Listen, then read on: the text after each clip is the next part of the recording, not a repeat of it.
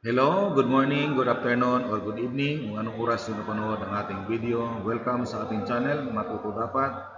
And our topic today is about simple interest using the exact and ordinary interest. This is your professor, Engineer Eduardo Tapia.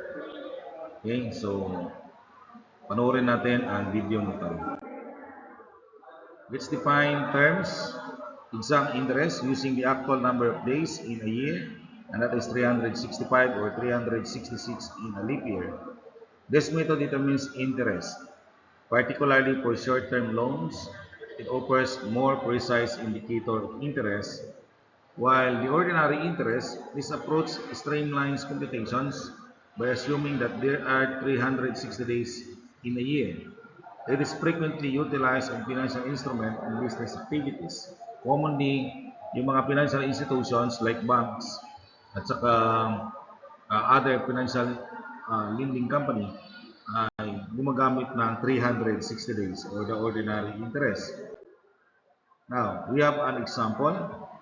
Number 1, find the exact and ordinary interest and the amount due for 20,000 pesos invested in the business for 253 days at 4% per year. So, ang given natin, you have the principal, the 20,000 pesos, rate 4%. Ang time natin ay 253. And we are asked to solve for the interest and the full amount.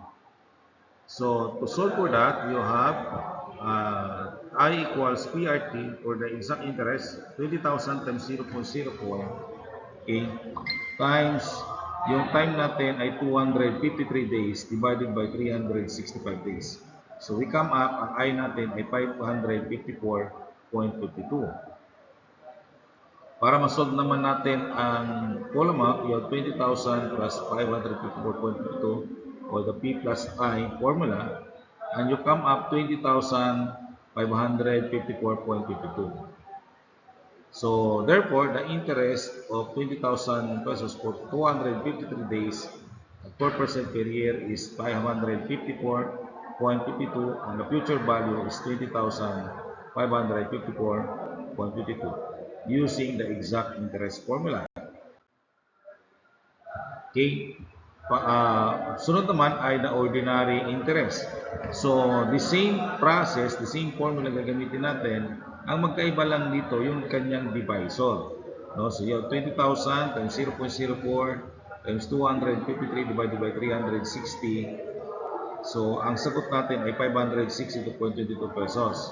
Yun yung ating simple interest. Ang kanyang full amount is plus natin sa 20,000. So, P plus I, that is 20,000 plus 562.22. So, that is 20,562 pesos. That is the full amount.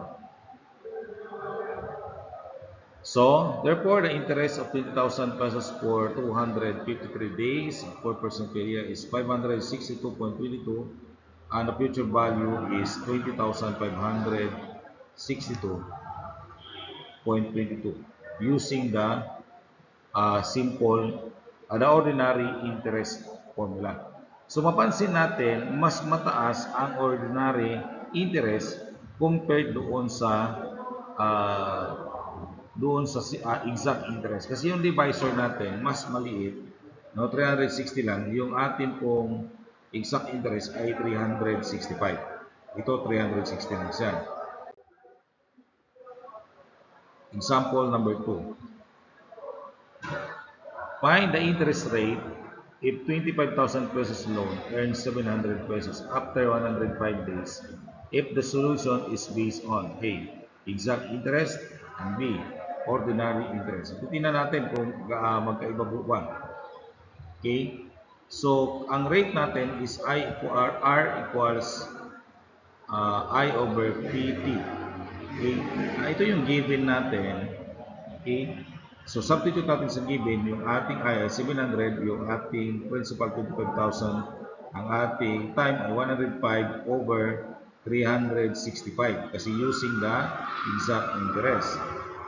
Okay, so 700, kapag ito i-multiply natin, ito 7,191.7808 times 100, we come up, ang rate natin ay 9.73%. Okay, kapag sa B naman, so that is 9.73% using the exact interest. Doon naman sa B, no? So the same process, ang magkaiba lang ay 362 ang ating ginagamit na method dito o yung ating divisor. So kapag i-multiply natin, okay, ito, and that is 7,291.6667 times 100. So ang interest na ginagamit ay 9.60%. So mas maliit ang interest rate ng ordinary interest compared doon sa exact interest.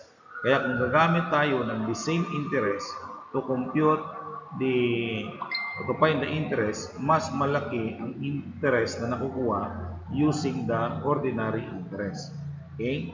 Kasi mas pinantay natin alam natin na mas mataas yung rate ng exact interest. No?